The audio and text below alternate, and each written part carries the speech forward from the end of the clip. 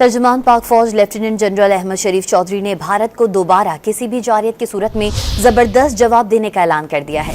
तुर्क मीडिया को इंटरव्यू देते हुए दो टोक अल्फाज में वाज़े कर दिया कि भारत इजराइल नहीं और ना ही पाकिस्तान फलस्तीन है। पाकिस्तान भारतीय तसल्लुत के सामने कभी नहीं झुकेगा। तर्जुमान पाक फौज ने भारत को एक बार फिर दहशतगर्दों का सरपरस्त करार दे दिया।